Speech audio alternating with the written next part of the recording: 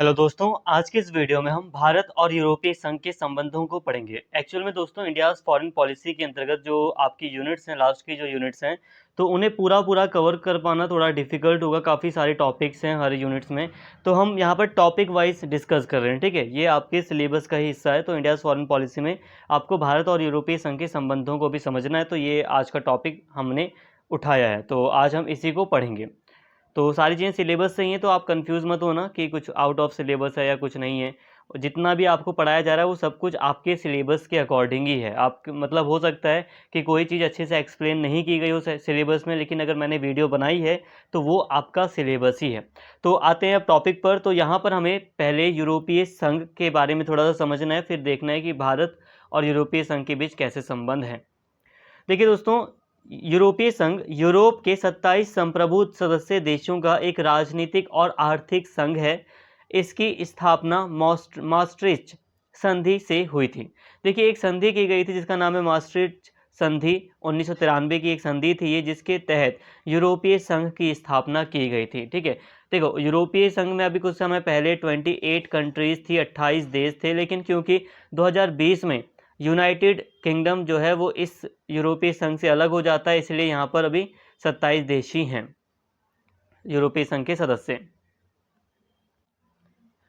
और बहुत कम शब्दों में समझिए कि यूरोपीय संघ एक जो यूरोपीय देश हैं, स्पेशली ये जो 27 यूरोपीय देश हैं, इनका एक राजनीतिक और आर्थिक संघ है। आर्थिक संघ मतलब व्यापार वगैरह को बढ़ावा देना, आपस में ट्रेड वगैरह करना, आर्थिक रूप से एक दूसरे को फ़ायदा पहुंचाना। और राजनीतिक संगठन मतलब सुरक्षा के लिहाज से भी ये काफ़ी ज़्यादा इम्पॉर्टेंट है। विश्व में इसकी भी एक अलग पॉलिटिकल वैल्यू है इस संघ की। अब थोड़ा सा हिस्टोरिकल बैकग्राउंड देख लेते हैं यूरोपीय संघ का।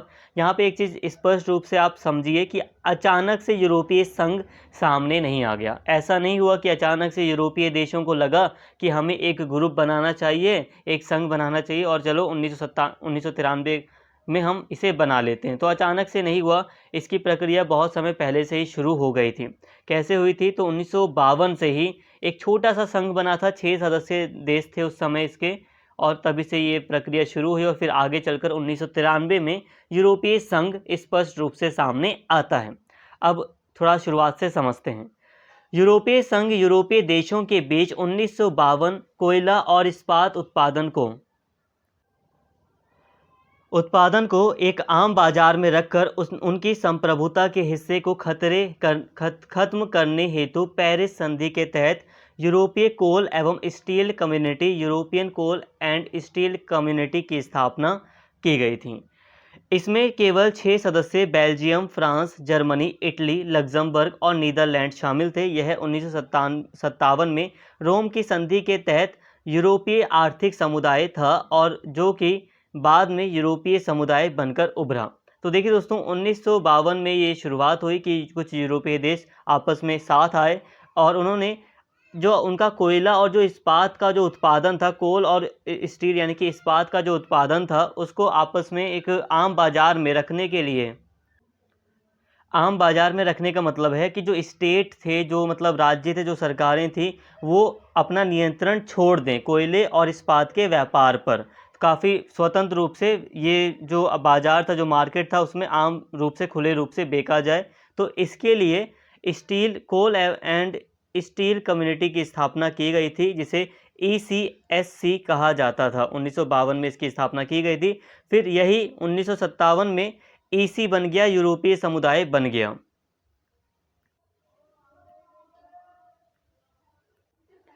सारी चीज़ें कंक्लूड की जाएंगी, समझ में आएंगी, बस अभी आप थोड़ा सा इसे समझिए। जो कंफ्यूजिंग पॉइंट है अभी ये क्लियर हो जाएंगे। यूरोपीय समुदाय का प्रारंभिक ध्यान एक यूरोपीय समुदाय का प्रारंभिक ध्यान एक सामान्य कृषि नीति के साथ साथ सीमा शुल्क की बाधाओं को खत्म करना था। यूरोपीय समुदाय मूल रूप से 1973 में विस्तारित हुआ, जब डेनमार्क, आयरलैंड और यूनाइटेड किंगडम इसके भाग बने। यूरोपीय संसद ने 1979 में प्रत्यक्ष रूप से कार्यभार संभाला। अब इसके आगे बाद 1986 में सिंगल यूरोपीय अधिनियम पारित किया गया। अब ये क्या था, इसको भी एक बार पढ़ना है हमें। तो इस अधिनियम को यूरोपीय समुदाय द्वारा अधिनियमित किया गया था। इसने अपने सदस्य देशों को उनके आर्थिक विलय हेतु एक समय सारिणी बनाने के लिए प्रतिबद्ध किया और एक अलग यूरोपीय मुद्रा एवं साझा विदेशी तथा घरेलू नीतियों को स्थापित किया।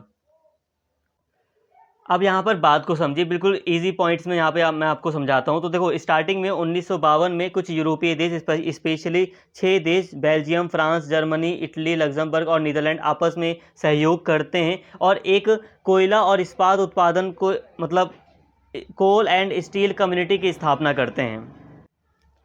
इन 6 सदस्य देशों के द्वारा कोल एंड स्टील कम्युनिटी की स्थापना की जाती है। ये किस लिए आता है? ये ग्रुप सामने इसलिए आता है ताकि कोयला और इस्पात के उत्पादन को आम बाजार में लाया जा सके। ठीक है, 1952 में ये होता है। अब आगे बढ़ते हैं तो 1957 में ये कोयला और स्टील को लेकर ये जो कम्युनिटी बनाई गई थी, समुदाय बना था, अब 1957 में ये यूरोपीय समुदाय कहलाने लगता है। ठीक है, ये यूरोपीय समुदाय कहलाने लगता है। इसके बाद अब यही यूरोपीय समुदाय अब अपने उद्देश्यों को थोड़ा बढ़ाने लगता है, जैसे कि व्यापार से संबंधित जो सीमा शुल्क थे, जो बाउंड्री क्रॉस करने पर जो टैक्स लगता था, जो आयात कर वगैरह लगते थे, उसको ख़त्म करने की बात करने लगा। मतलब अब उद्देश्य बहुत ज़्यादा बढ़ गए यूरोपीय समुदाय के। अब धीरे धीरे इसने फिर 1973 में इसने अपने सदस्यों की संख्या भी बढ़ा दी। डेनमार्क, आयरलैंड, यूनाइटेड किंगडम जैसे बड़े देश इसमें इस सदस्य यूरोपीय समुदाय में शामिल हो गए। और फिर यूरोपीय संसद की फिर 1979 में यूरोपीय संसद भी सामने आ गई, उसने भी अपना कार्यभार संभाला। मतलब यूरोपीय समुदाय की अपनी एक संसद भी स्थापित कर ली गई। इसके बाद फिर 1986 में एक अधिनियम पारित किया गया संसद के द्वारा, यूरोपीय संसद के द्वारा, जिसके तहत यूरोप के लिए एक जैसी मतलब यूरोपीय मुद्रा यूरो सामने आई कि एक मतलब जो यूरोपीय देश आपस में जब व्यापार करेंगे तो उनकी मुद्रा सेम होगी, यूरो से वो व्यापार करेंगे तो एकल मुद्रा का विचार लाया गया, एक अलग मुद्रा का विचार लाया गया और आपस में कई सारे आर्थिक सहयोगों को बढ़ाने का भी मतलब यहाँ पर विचार सामने रखा गया। और इस 1986 के अधिनियम के बाद ही 1993 में यूरोपीय संघ की स्थापना हो जाती है। तो यहाँ पे आपको इतिहास समझ में आ गया। 1952 से शुरू हुआ था यूरोपीय संघ बनाने का इतिहास और फिर 1993 में स्पष्ट रूप से यूरोपीय संघ सामने आता है। अगर नॉर्मली आप गूगल पर भी सर्च करेंगे कि यूरोपीय संघ की या यूरोपीय यूनियन की स्थापना कब हुई थी, तो डायरेक्ट वही यही लिखा आएगा कि 1993 में यूरोपीय संघ की स्थापना की गई थी। लेकिन फिर भी आपको समझना है ज़मीनी स्तर पर कि इसकी जो शुरुआत थी वो काफ़ी लंबे समय से पहले हुई थी। पहले कोयला और स्टील कम्युनिटी स्थापित की गई थी, फिर वो यूरोपीय समुदाय बना, फिर यूरोपीय समुदाय से 1993 में आगे चलकर 1993 में यूरोपीय संघ सामने आ गया। तो यहाँ तक आपको सारी बातें क्लियर होंगी। यहाँ तक हमने एक हल्का सा इतिहास भी समझ लिया। अब इसके उद्देश्य क्या है प्रमुख, तो इसको भी हम देख लेते हैं। शांति को बढ़ावा देना, यूरोपीय संघ के मूल्यों का अनुपालन करना और राष्ट्रों के जीवन यापन के स्तर में सुधार करना। अब देखो, शांति को, जो यूरोप है वहाँ पर शांति को स्थापित करना, विश्व में शांति को स्थापित करना, बढ़ावा देना, यूरोपीय संघ के जो भी नियम वगैरह हैं, जो मूल्य हैं, उनको मानना, डिसिप्लिन में रहना। साथ में जो आपस में ये जो राष्ट्र हैं यूरोपीय संघ के, इन यूरोपीय संघ के जो राष्ट्र हैं, यहाँ के लोगों का जो जीवन स्तर है उसमें सुधार हो, ये इनका एक उद्देश्य है। एक आंतरिक बाजार स्थापित करना, यूरोपीय जो देश है उनके बीच एक ऐसा व्यापार स्थापित करना जो सभी यूरोपीय देशों के लिए फ़ायदेमंद हो। पर्यावरण की गुणवत्ता की रक्षा और सुधार करना, तो मतलब पर्यावरण से संबंधित जो मामले हैं उसमें सुधार करना, पर्यावरण की रक्षा करना, ये भी इसका एक प्रमुख उद्देश्य है। तो यहाँ पे हमने इसके उद्देश्य को भी समझ लिया। अब हम बात करते हैं, कुछ अन्य महत्वपूर्ण बातें हैं, कुछ इंपॉर्टेंट पॉइंट्स हैं, इनको भी एक बार देख लेते हैं। जैसे कि यूनाइटेड किंगडम यूरोपीय संघ का एक संस्थापक सदस्य था, लेकिन 2020 में इसने संगठन की सदस्यता छोड़ दी।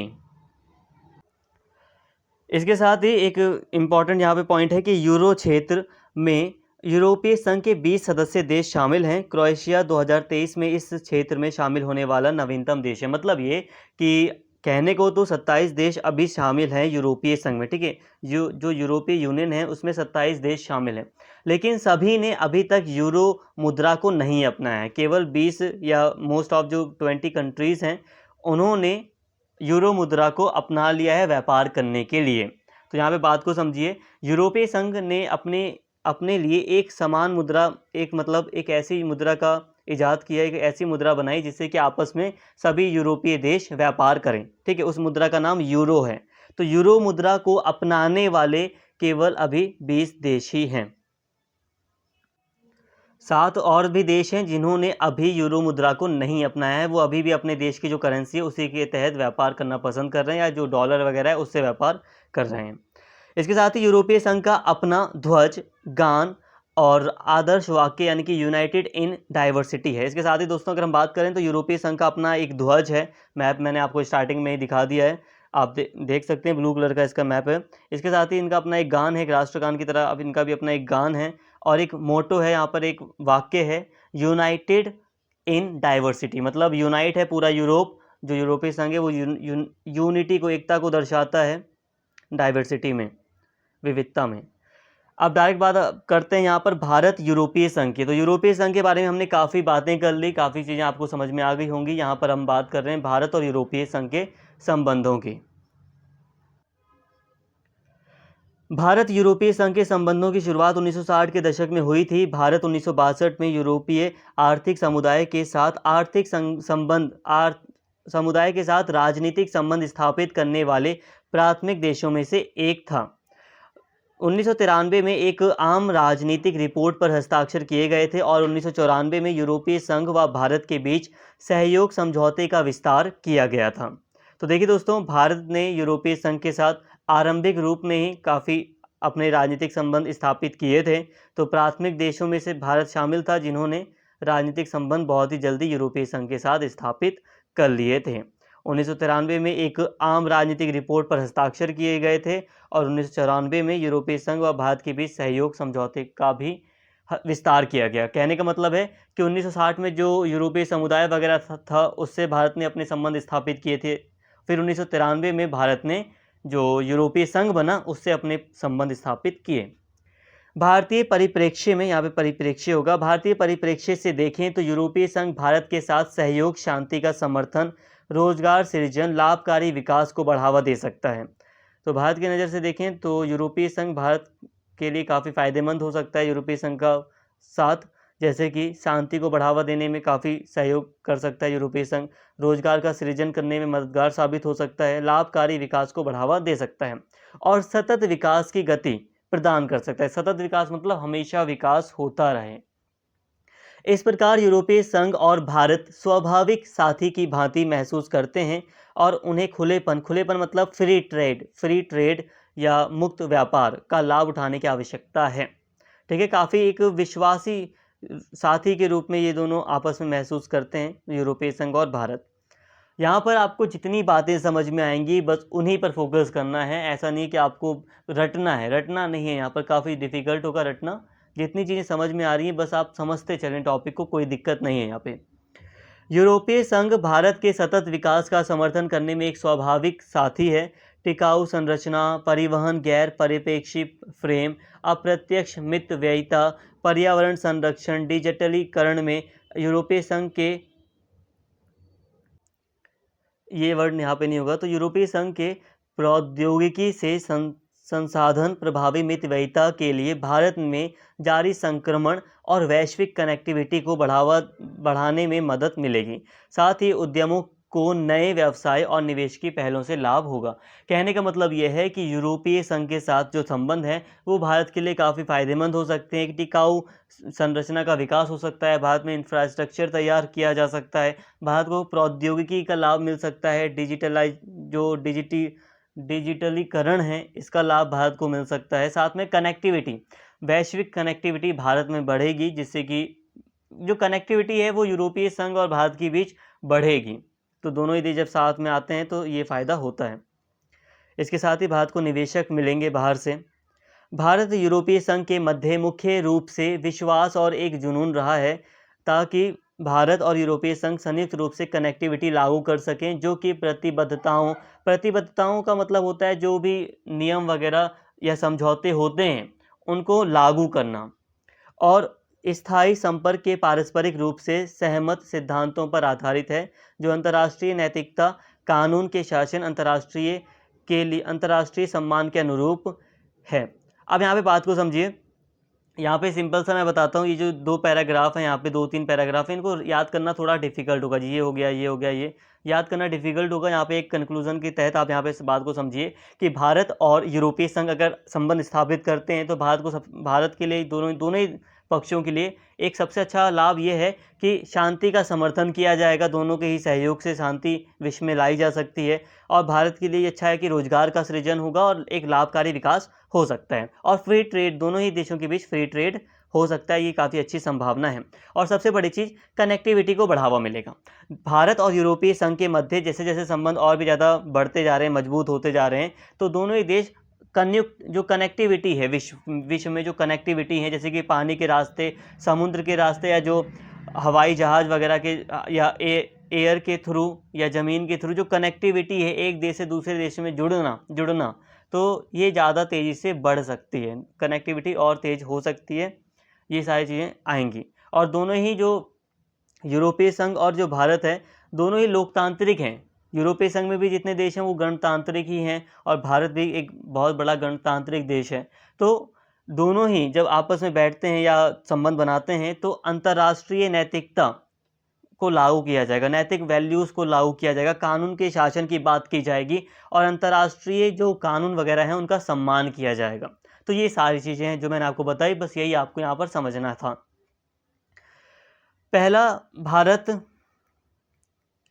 पहला भारत यूरोपीय संघ शिखर सम्मेलन 28 जून 2000 को लिस्बन में आयोजित किया गया था, जिसने संबंधों के विकास में एक महत्वपूर्ण मोड़ को चिन्हित किया। पहला, अगर हम बात करें यूरोपीय संघ के साथ, जब 1993 में यूरोपीय संघ बना, तो भारत और यूरोपीय संघ का जो पहली वार्ता थी, शिखर सम्मेलन, वो 28 जून 2000 सन 2000 में हुई थी।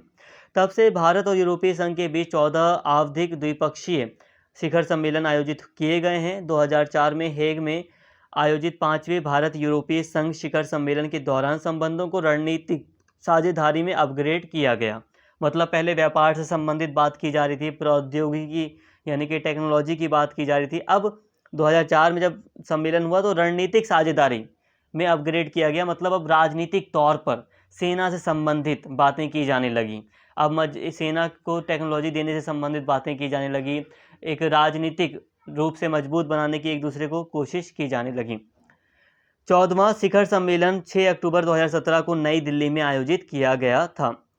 मंत्री जयशंकर ने कहा कि कनेक्टिविटी अब भारत और यूरोपीय संघ के बीच जुड़ाव के महत्वपूर्ण स्तंभों में से एक है। जो कनेक्टिविटी है वो दोनों ही देशों को, दोनों ही ग्रुप्स को काफ़ी अच्छे से जोड़ता है।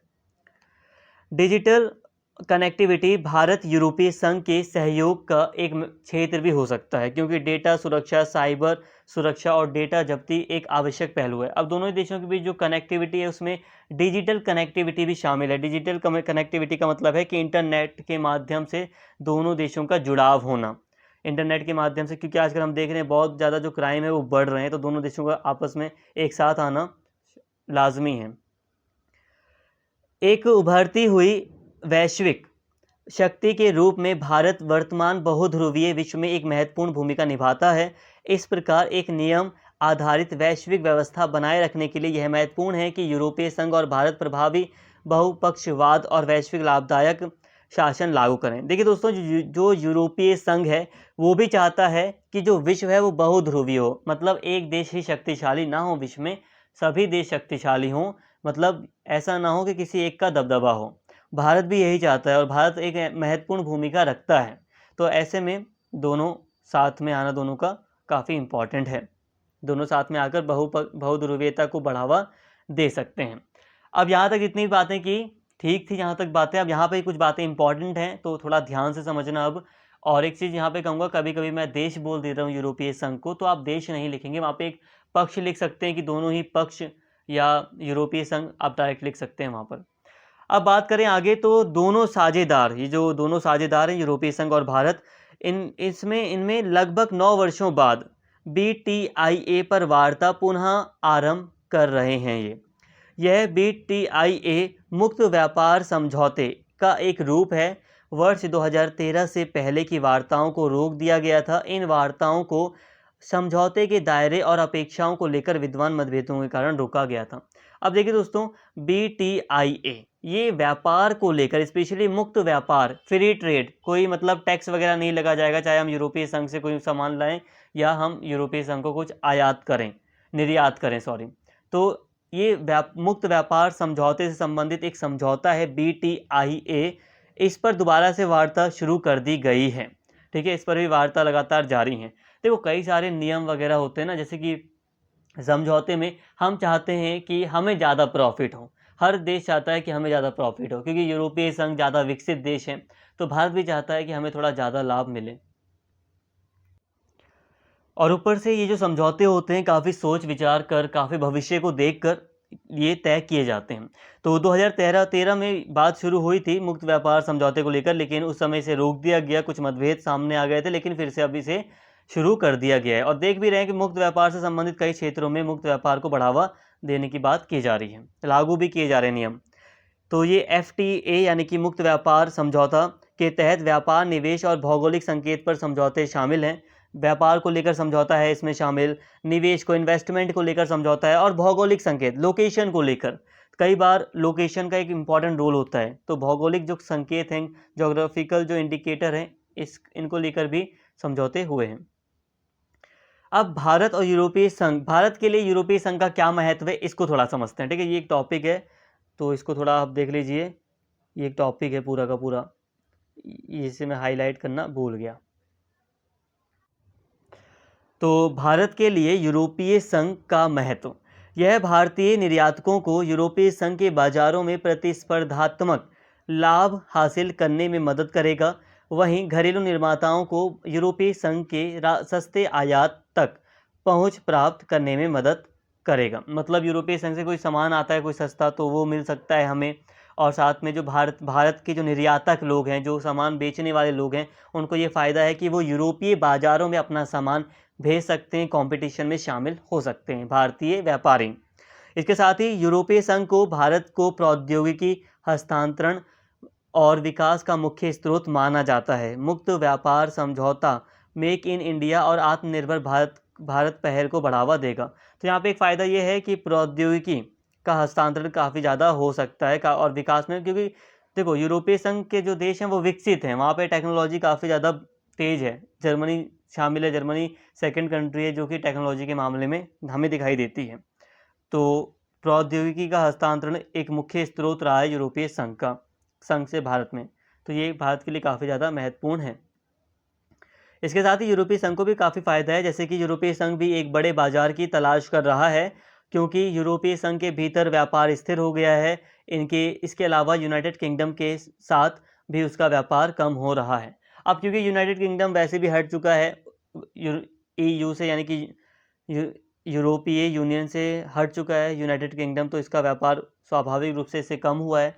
साथ में यूरोपीय संघ का जो आपस में व्यापार है, इन देशों में आपस में जो व्यापार है वो स्थिर हो चुका है। स्थिर मतलब लगभग अब वो उतना ही है, वो उसमें ज़्यादा बढ़ोतरी नहीं हो रही, कमी भी नहीं हो रही, लेकिन ज़्यादा बढ़ोतरी भी व्यापार में नहीं हो रही। तो इनको भी एक नया बाज़ार चाहिए, और भारत से अच्छा बाज़ार आज के टाइम पर इन्हें कहाँ मिलेगा। तो इसीलिए ये भी चाहते हैं कि भारत के साथ समझौता किया जाए।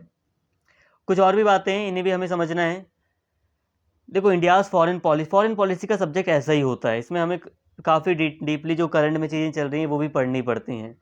तो भारत और यूरोपीय संघ, देखिए 2021 में और 22 में भारत का यूरोपीय संघ के साथ द्विपक्षीय व्यापार 116.36 बिलियन अमेरिकी डॉलर का था। तो बहुत बड़ा था, ये व्यापार बहुत बड़ा था।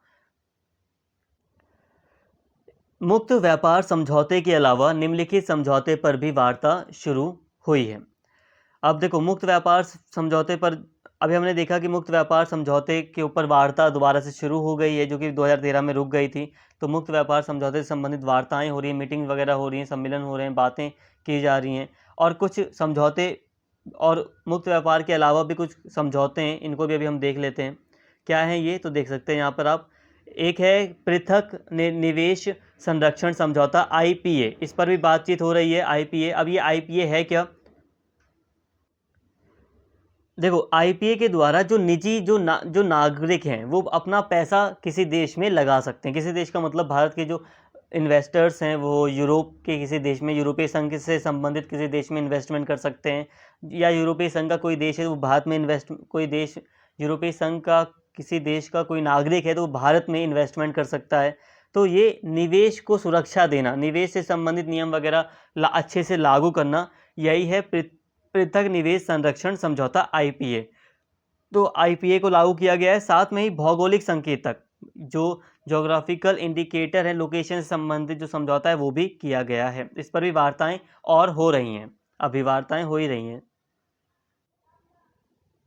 भौगोलिक संकेतक समझौता उत्पादों के व्यापार को सुविधाजनक बनाने के लिए एक पारदर्शी और पूर्वानुमान आधारित विनियामक परिवेश स्थापित करता है। मतलब व्यापार में ये काफ़ी ज़्यादा सहायक होता है भौगोलिक संकेतक।